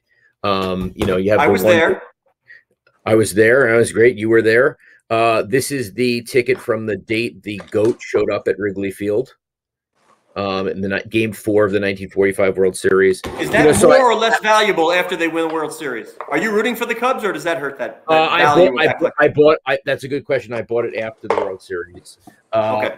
Another ticket we got is this is the best conditioned Jesse Owens becomes the fastest man in the world in front of Hitler ticket. So tickets are good, as Ken knows. Ken, I'll put out something that I got from Ken, which is Ken and I always have our back and forths about cards versus memorabilia, and Ken believes in both.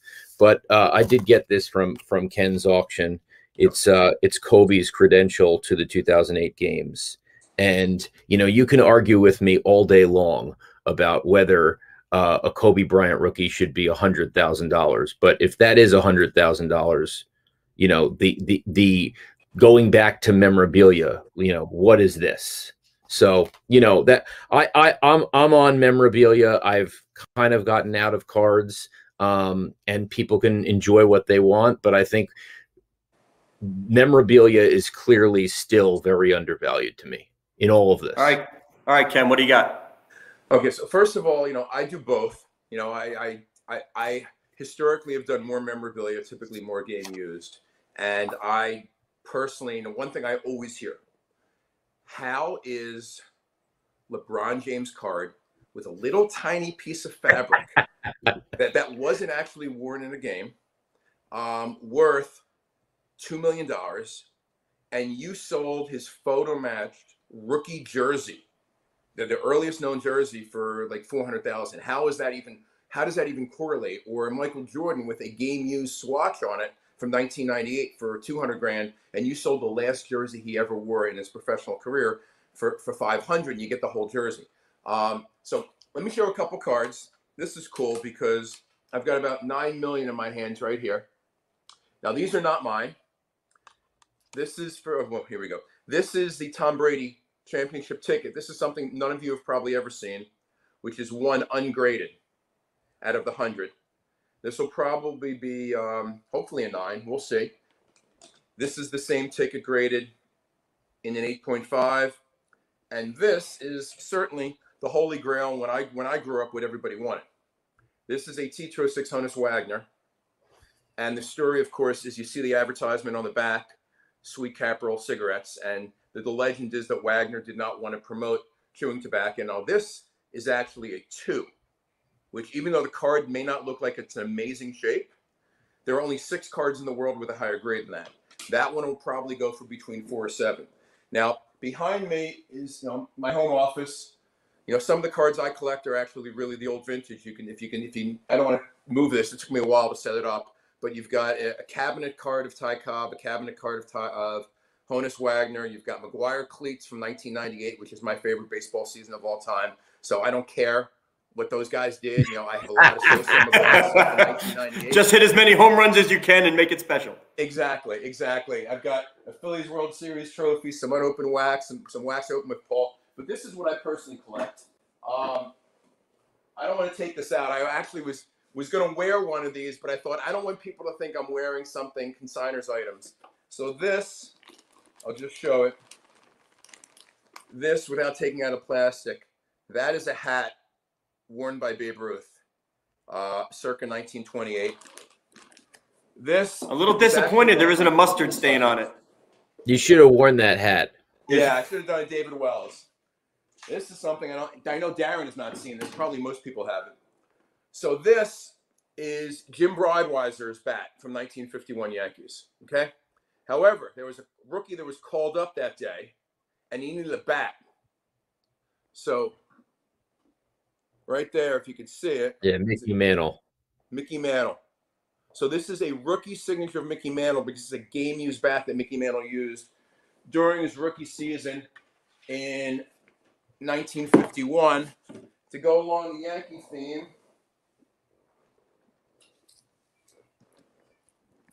that's mine. I can take it out and touch it, right? You got time for this? This is interesting. We got about 2 minutes because I want to ask you. We're going to get to Francis Ngannou and what you think the value of his stuff is worth. Okay, here we go. That is Babe Ruth from his George Herman Ruth. Yes. Season. There's about $1 million right here. So these are the types of things, and I've got hang-down jerseys behind me, which I won't pull out. But I always think that historical game-use stuff, to me, look, I like the cards. I like looking at the cards. But to me, some of the game-use stuff, especially the historical that capture moments in time, is priceless. You got to love this, Darren. Yeah, what were you going to say? No, you're talking about Ngannou's actual garb for his win over Stipe? Yeah.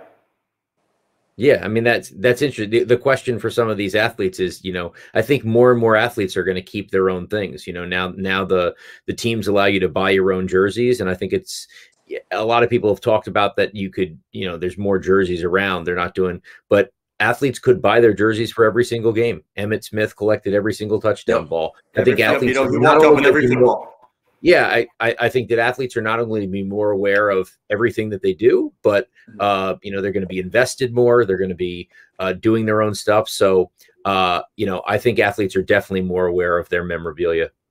Okay, I had about 50 more questions and needed about another 75 minutes. But gentlemen, as you can see, Markel Martin from CAA, Jacob Feldman is already on the screen, and Francis Ngannou should be joining any minute. And there he is. So I'm going to get out of here. We're going to turn this over to Jacob. Gentlemen, thanks so much. And that is quite a collection. I mean, that's the way to do this. Spinning around in chairs and oh, here's Babe Ruth. Oh, here. That's the way to do it. Thanks so much, gentlemen. Thank you, guys.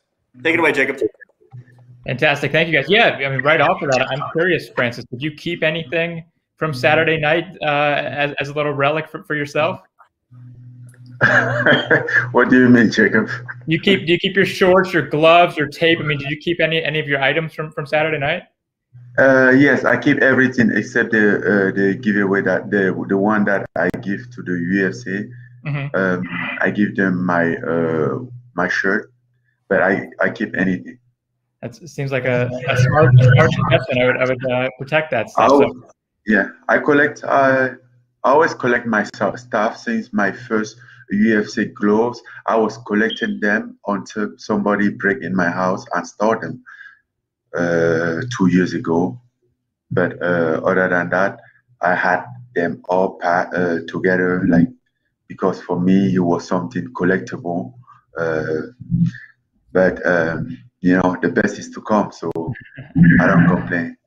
That's I don't know if I would get over that, but I guess that's the difference between you and me and where you are. So I think everybody got a taste there of how forward thinking you are, and how smartly and ambitiously you've you've planned this one.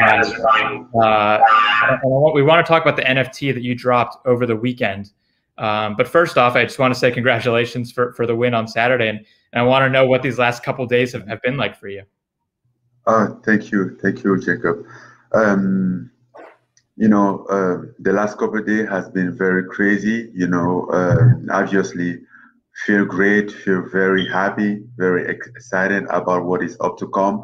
But at the meantime, haven't taken time to collect my emotion and really realize what's going on and how to do it. But good news, I have a manager right here who knows how to do things, so I don't have to worry about all those stuff. I wake up every day, he tells me what to do, what time, check me, almost check if I brush my teeth in the morning, but which is good.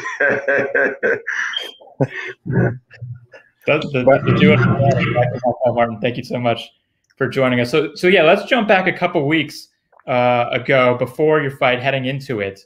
You're in the middle of training for the biggest night of your life, I have to imagine. And Markel comes to you, maybe, or somebody else comes to you and says, so there's this new thing, it's called NFT. and it's too big. Tell me about that conversation. How did you guys get into this? Okay, so that exactly what happened. It was like more than a few weeks. I think it was almost 2 months out of the fight. And we had this whole meeting, like with the crew, with the team, with Markel, Brad, Brian, Jennifer, and we were in the room. He was like, bro, I know I haven't tell you this, but we've been working behind the scene of the NFT. This I'm gonna explain it to you later, but we've been working. Technically, is this, is a new version of like signing card, but digital. I'm like, okay, like how did it work? So it took me like 1 month to truly like understand how it works. I mean, no fully understand, but understand at least a little bit the way that I can explain to somebody, because even today, people still like, oh, we saw this NFT thing. What is that? I'm like trying to explain to them, but not as clear as much. But but now I have a good knowledge about it, so I explained to people. But he was fun. It was funny to see that I was already in it, and he was already took some action about it and planned everything, set everything up. I'm like, trust me, bro, this is gonna be great. I'm like, okay, let's go. Yeah, Markel, tell me about the opportunity that you saw here, and the way to be a first mover in this space and to do something a little bit different, because this was tied to a physical, to a real world event in a way that most of these other NFT drops have not been.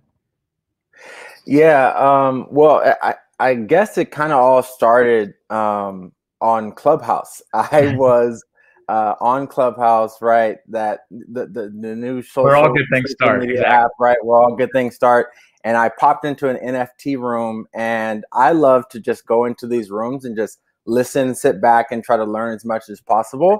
And I never try to be the smartest person in the room, but I always try to be the hardest worker in the room. So I'm listening in and hearing about all this great stuff about this NFT collectibles, and what I noticed was that it was an unbelievable community, right? And so my next step was I raised my hand in one of the rooms. I said, "Hey, I'm Markel Martin. I represent Francis Ngannou, and I have this idea, but I want to share it. Like, what do you guys think?" Right? And a lot of people gave such great insight. And I connected with a lot of people from that Clubhouse room, right? Fast forward, my team and I were asking as many questions as we can, having as many phone calls as we can, and knowing Francis, he's all about community and his fan base, right? Obviously, leading with the foundation. We always try to attach everything that we do to his foundation, because the kids that he represents, and of course his entire country is very important to him. So the idea just came to mind. I said, okay, first and foremost, how can we create an NFT surrounding Francis, right, and tell a story with it. But also I try to lead with respect with any new community, right? Because I can't just jump in as a sports agent and have my athlete and say, hey, we're going to take over this NFT thing, right? That would be very naive of us to do that. So doing some quick research, what I found was that the artists really drive this community, right? They're the value, in my opinion. And there's an artist by the name of Boss Logic who is not only a great artist, but he's well known in the in the MMA community.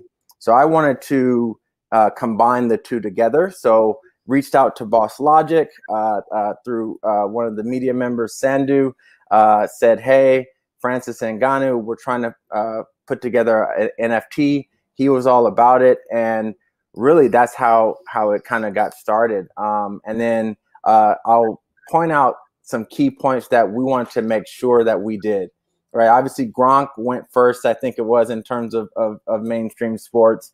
And then there was Patrick Mahomes. And what we wanted to make sure is that from learning from them, that we add another layer onto it, right? Another layer of, hey, a fan, in case there's a barrier to entry, how do we give access to the fans? And we did a tremendous partnership with MyKeyLive, which helped us do a fan giveaway. And then we also wanted to make sure that we tell a story through this collection of NFTs. So we didn't know if it was going to flop or be a success. We're proud of it.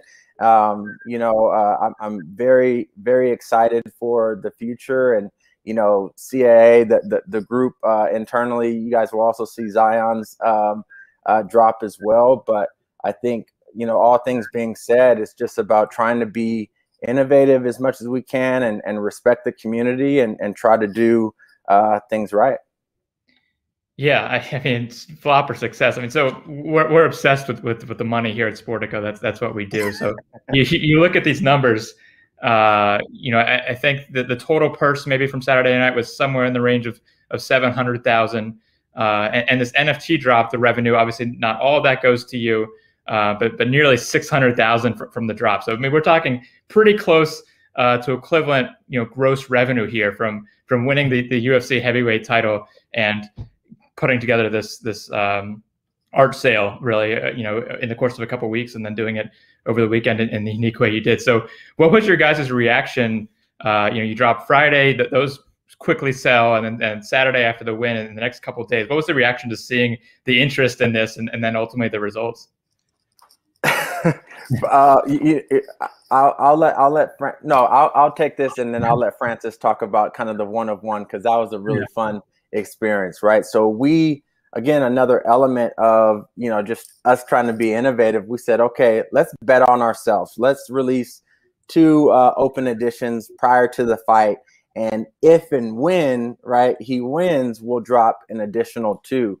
So that was a ton of anxiety in and of itself, right? Knowing that we had created 4, but we didn't know if 2 were going to drop or not.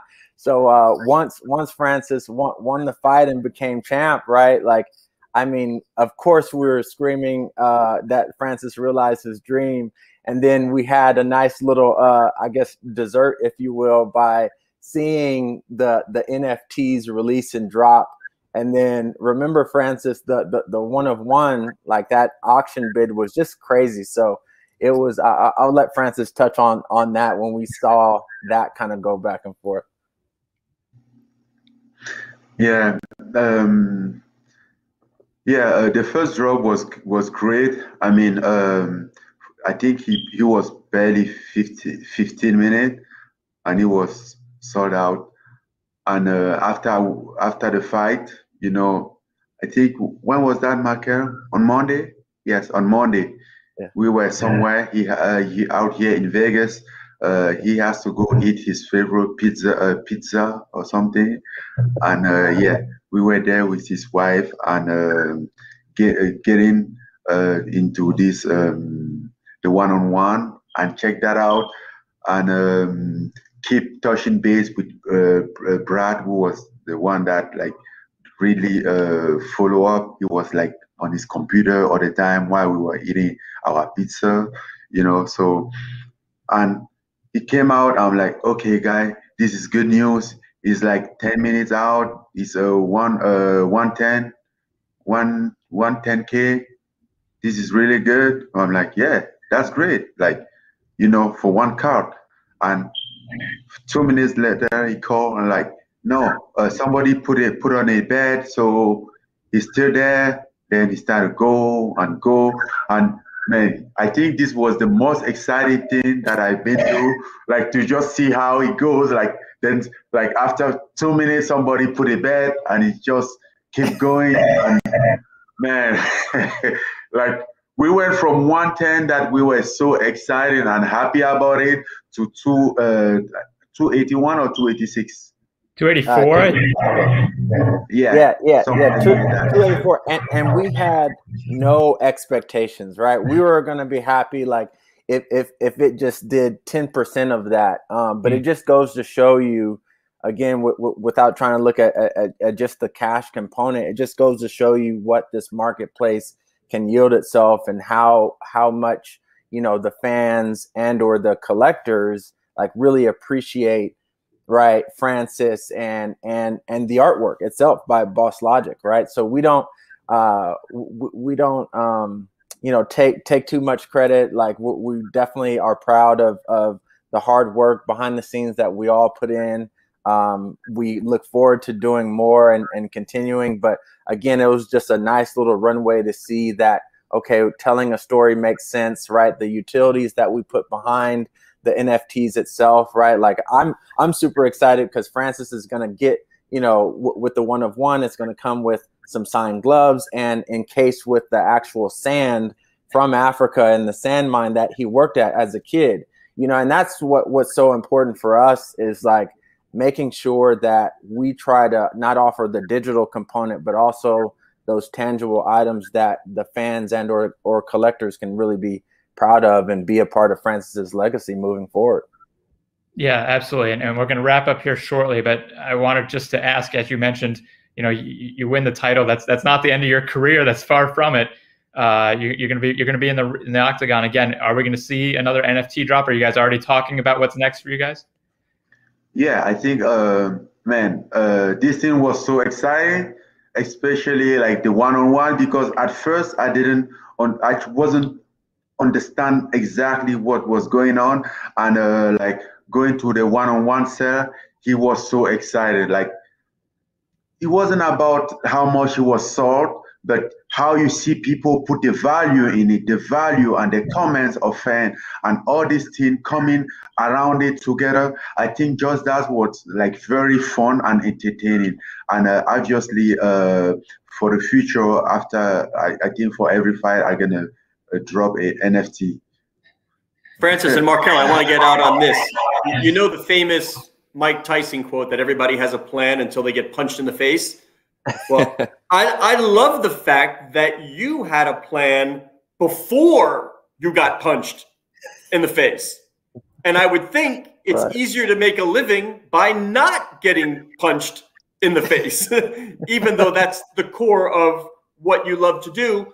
So just Francis and Markel, if we can close out, what is the long-range plan? How do you capitalize on not only the one moment, but the notoriety, the popularity, the story, the community, everything that you have created, and this is only the beginning? Well, I will let Markel get answer that, because as my manager, that's exactly his job. That's exactly what he has been doing. So he will have a better understand, a better way to explain it more than me, you know, because most of the time I just listen and he tell me what is going on in my life. I'm like, okay, this is supposed to be my life, but makes sense, you know. So he's the man that have a good game plan for that. Yeah, Scott, I'll try my best to answer your question, but I think I would say that, you know, like you said, we had a plan, right? And thank God that it it came out, you know, great for us, right? And I think it's just about taking a leap of faith, right? Moving forward, and you know, that's what we did with this, right? Trying to be a first mover in the space without knowing too much. But again, I think it's just a huge testament, and also working in parallel with Francis's entire life story, right? He took a leap of faith on himself, right? To come from Cameroon, from next to nothing, and chase a dream and become heavyweight champion of the world. So when it comes to just the future, we're just going to continue to take those leaps of faith, right? And being innovative and being creative and making sure that we add value to the fans that help, you know, Francis, right, propel throughout the sport and throughout mainstream media. So we're super excited about the future. We're super humbled that people are now, you know, seeing Francis as just more than a fighter, right? He's an amazing human being, an amazing figure in sports, and yeah, we can't wait to see what happens. But I think the legacy will continue, and we're just getting started, as you said. Okay, last question for you, Markel. What time will Francis be brushing his teeth tonight? We got him scheduled tonight. He has a few meetings about 9:50 p.m. But all right, yeah. So let's get that last snack in about 8:15, 8:30. Okay, Francis? You don't want to have to do it twice. Okay, Scott. I get you. All right, gentlemen, thank you so much for joining us. We really do appreciate it. We just want to look ahead. First, though, thank you to the Rodman Law Group, again, our sponsor for today. Looking ahead to future SporticoLive events. Tomorrow, Jacob Feldman will be talking with Hillary Knight, along with our friends at the Sports Innovation Lab. The 21st of April, we will have another one of these events from the living room here about sports betting. And then on the 27th, we will have an event that focuses on our Major League Baseball valuations, which came out earlier in the week. Yankees top already confirmed to participate in that event. This is not bad. We have Yankees president Randy Levine, Sam Kennedy, CEO, part owner of the Red Sox, Stan Kasten, CEO of the Dodgers. That's numbers 1, 2, and 3 in the value list. And Alex Rodriguez as well. So again, that is April 27th. Thanks so much for joining us on our Collectibles 2.0. Hopefully we can maybe create an NFT out of this, and we can sample what we've been talking about. Thanks, everybody.